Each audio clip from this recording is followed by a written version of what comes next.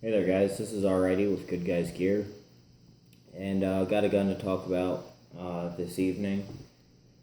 Uh, Same as ever. Sorry, we're not getting as many videos out as we were for a little while there. We've been tired. We've been busy.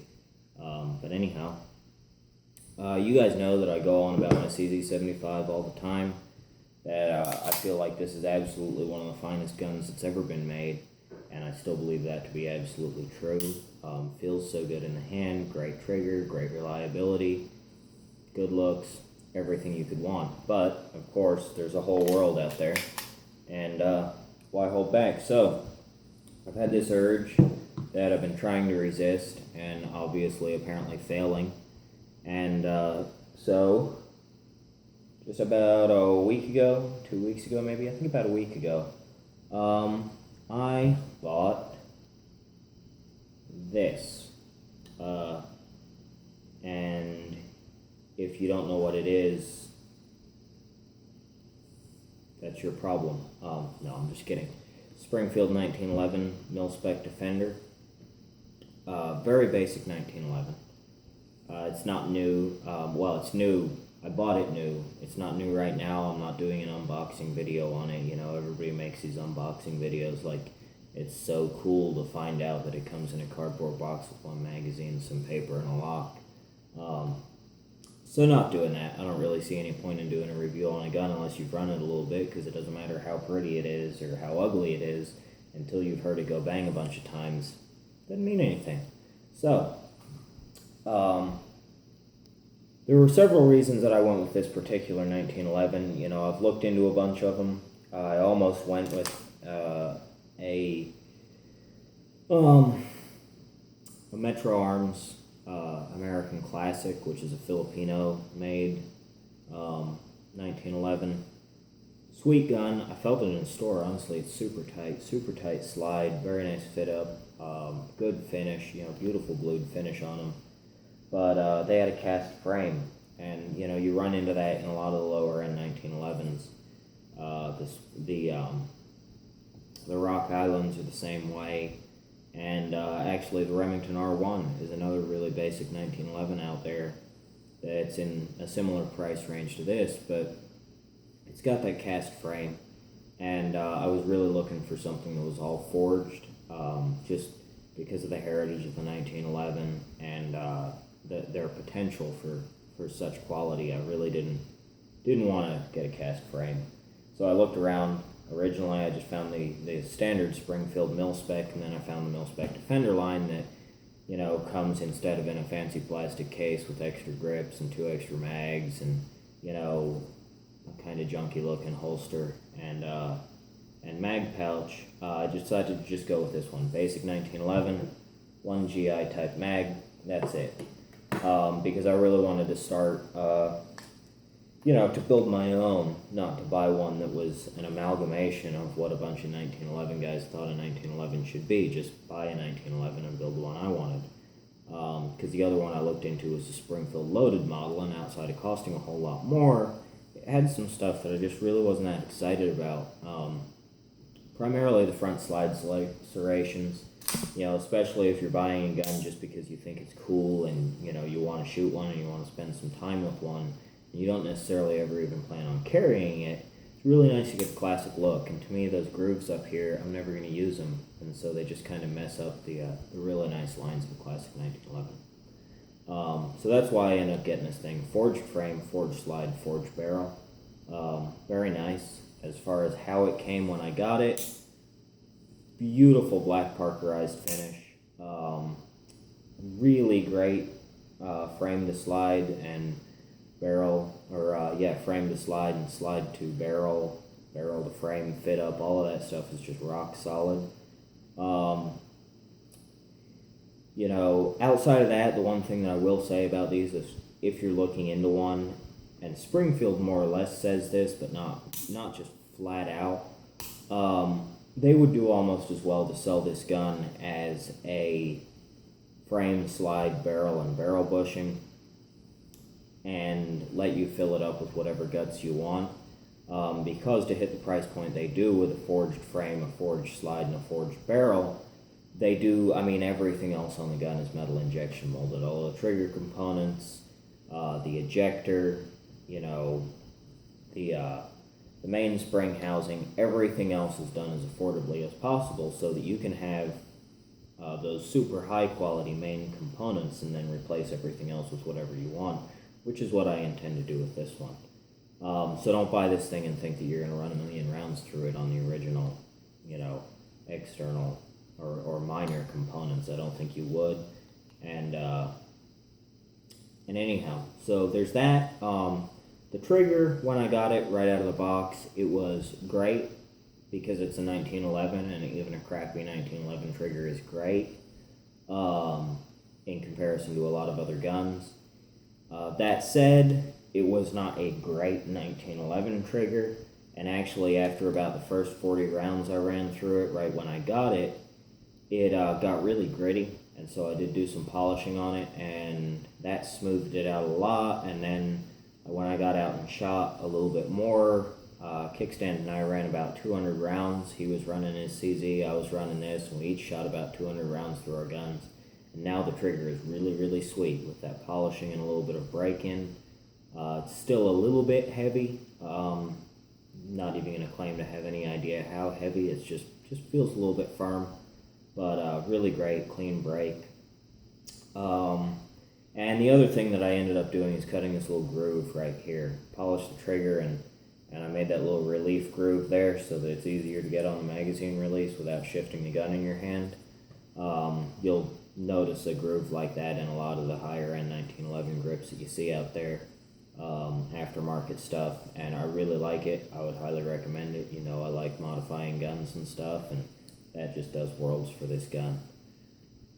So that's just basic overview mechanically of the gun.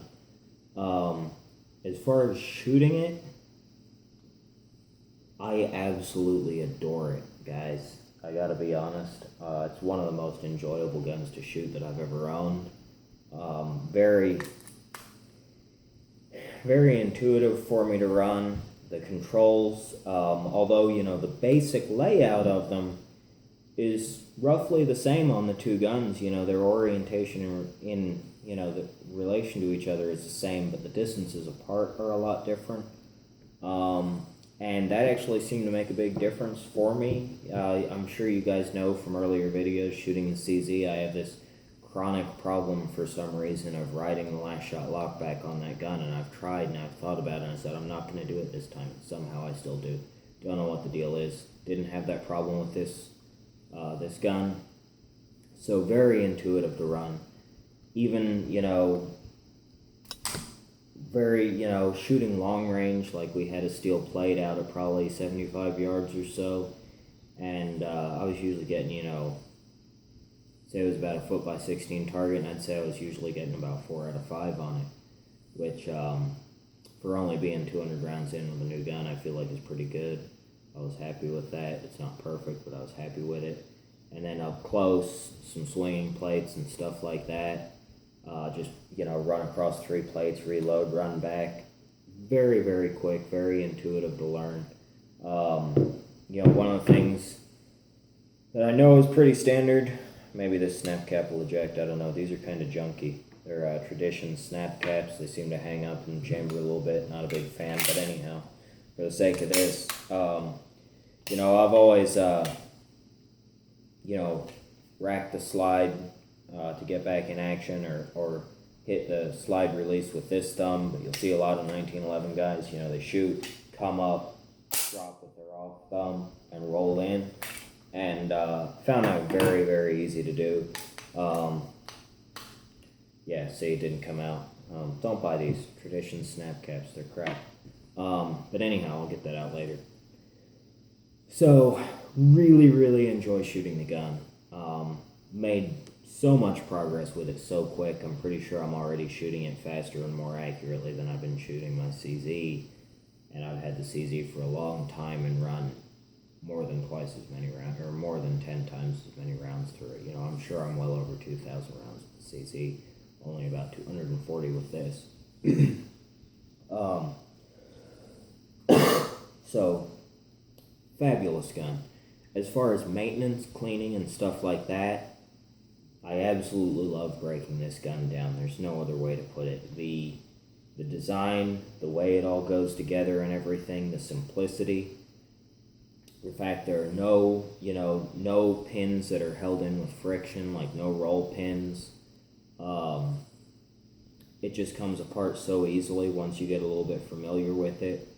It's just a dream to take completely apart down to a bare frame and bare slide with all of the minor parts out of them. So I really like that, as I'm pretty particular about cleaning my guns thoroughly, and so I like that it can be taken apart that completely, that easily. One point I want to touch on really quick, piss off all the 1911 guys out there who are watching this and, all excited because one is coming into the fold. 45 is not as powerful as 40. Sorry, hate to break it to you. Sucks. Shot them side by side, watched them hit steel plates side by side, and read the side of the box on, Federal aluminum case ammo, 40 and 45 in standard, 180 for the 40 and 230 for the 45 grain weights, and there's no question 40 is more powerful. I think that the muzzle energy was listed at 365 foot-pounds for the 45 and 400 for the 40, and you can see every ounce of it on target. Literally when you shoot at a paper target, it looks like you just threw the bullet at it. It doesn't make a clean hole. It'll be torn and jagged because the bullet's going so slow. Same thing on steel plates. 40 will make actually a little divot in a half-inch steel plate, like just a little pock mark, and the 45 just splatters on it. So, I know ballistic gel and all of that stuff, they do about the same thing, whatever. 45 actually even does a little bit more, but reality, when it comes down to it, I'm sorry guys, 40 is more powerful. That said, the 45 is definitely less snappy to shoot. I won't argue that at all. But just wanted to touch on that really quick and point it out. I've always wondered about it, but now that I've shot the two guns side by side, I can say conclusively that 40 is definitely packing more punch. So there's that about it. And, I don't ever gotta remember that snap cap's in there, but I don't know if I'm ever going to end up carrying this as a day-to-day gun. I do really enjoy it. I am really quick with it, and it is really intuitive for me, so I'm not going to rule it out. Before I do that, though, there are definitely some upgrades that I'd like to make to it that, I was planning on making when I got the gun. So it's no surprise to me. First off, just primarily replacing all of the metal injection molded components. I don't like them. They look junky when you take the gun apart. So I'm going to get a slide release takedown pin. I'm not going to get a bigger one. I like this one. I can run it just fine. There's no reason to get a bigger one. But I would like one that is milled instead of metal injection molded. An ambidextrous safety, especially if there's any consideration of me actually carrying the gun, because the only way I could ever imagine actually carrying a 1911 as a self-defense weapon would be cocked and locked, because you can carry it that way or you can carry without a round in the chamber, and it's pretty generally accepted that carrying without a round in the chamber is pointless, since your average self-defense situation is like 2 seconds long. So being especially, this is a Series 70 trigger mechanism, so it does not have a firing pin safety. Cocked and locked is the only way to go, and I would have a really hard time carrying a gun that had to be carried with the safety on, and it only had a safety on one side. You end up in a compromised situation, whatever. Somebody's attacking you, trying to kill you, you're holding them off, you have to draw all messed up with your left hand, and you can't flip the safety off. So an ambidextrous safety is absolutely on the list. I think it would be, I think it's a must for a 1911. And so probably a little bit bigger over here, give you a little bit of a pedal to ride on while you're shooting, and then probably grind it down to about that original profile on the offside just to reduce the profile of the gun, and because it's only for emergencies, and also, if you're appendix carrying or hip carrying, that other safety is going to be out, and so if you work with your gun on, which I actually do all the time around the yard and stuff like that, so, stuff rubbing up against you or something, if you have a big nasty safety pedal on the outside of the gun, it could potentially be flipped off without you realizing it, and that could be pretty bad, safety concern. Something definitely worth thinking about it. So, bigger paddle for the strong hand, little paddle just as emergency for the offhand. Looking at probably a Wilson Combat or a cylinder and slide trigger set with a commander type hammer. I don't know if anybody has any preference on those. I can't remember the name of the cylinder and slide kit that I was looking at, but if anybody says one or the other is better, please share it. Tell me what you think. Gonna have to replace the mag release. I don't have any problem getting on it, so I'll get a standard mag release, just milled instead of metal injection molded, and a Beaver Tail grip safety. I'm not trying to look like a World War II reenactor or a Vietnam reenactor, and so there's no reason to deal with this.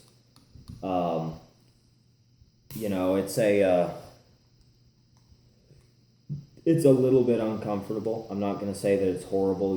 People talk about blood blisters and their hands bleeding after 50 rounds or 100 rounds or whatever and stuff like that. You guys know I've talked about it before. I do construction all the time. Calluses on my hands are really thick, so I didn't get all blood blistery and bleeding or anything, but I'm man enough to admit when my hand hurts, and it did. After 200 rounds, it was getting pretty tender there. And so I would like to get a nice Beaver Tail. Been looking into an Ed Brown. I think they're really sweet, and I think that's probably what I'm going to go with. From what I've seen, they'll get your hand up the highest, back behind the gun, so you can control recoil. They also have a memory bump.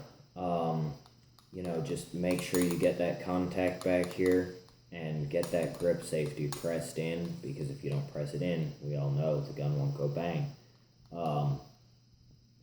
And I did notice when I was out shooting that every now and again, because even though it didn't have a Beaver Tail, I was trying to get, as pressed up into it as I could and get that really good firm hold, especially when I was trying to shoot rapidly.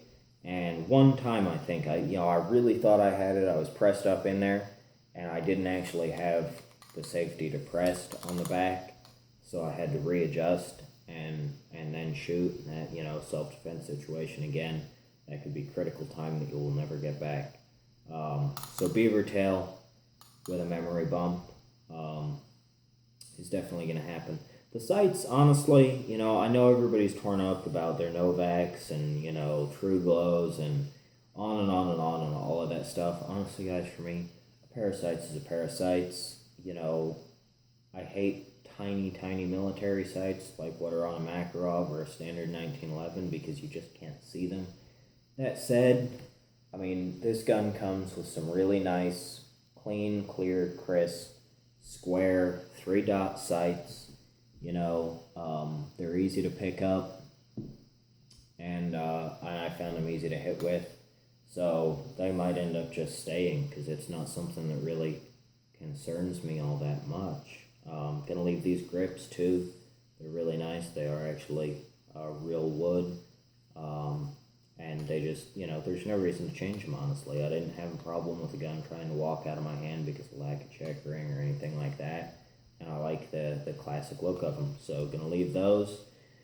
I'm probably also going to leave the arched mainspring housing, honestly. I know that it seems to be these days that everybody has this impression that the only way a 1911 is worth owning is if it has a flat mainspring housing. And almost all of the high-end 1911s have a flat mainspring housing. And honestly, I don't see it being that cut and dry. It's going to be a person-to-person thing. And I actually like the arch. It keeps the angle between the 1911 and the CZ75 a little bit more consistent, and I just fell right into it, and then I shot kickstands CZ a little bit, and I could go back and forth no problem. So gonna go ahead and leave that. I like it, doesn't bother me. And And anyhow, so that's what I think of the gun. Those are my plans for it. Definitely going to be a gun to tinker with. Enjoy a lot at the range because I absolutely love shooting it. It's just a blast to shoot, and I really like it. Happy I have it, and you I know I always promise this, but we'll get out and shoot for you eventually, and get you something fun to watch. But anyhow, this is Alrighty with Good Guys Gear. Like, subscribe, ask questions, give me recommendations. We're about to be playing with the gun, guys. Hopefully, over the next couple of months, I'll be doing some stuff to it, different parts and stuff. Hey, if you've got an opinion, let me know. What trigger set? Something safe to carry with. If I end up doing that, I don't want a match trigger that has like a 3-pound break or something. I'd like a little bit of pressure. And but anyhow, let me know. Give me opinions. Tell me what you think, and get pissed off that 45 isn't as fast as 40. Thanks, guys.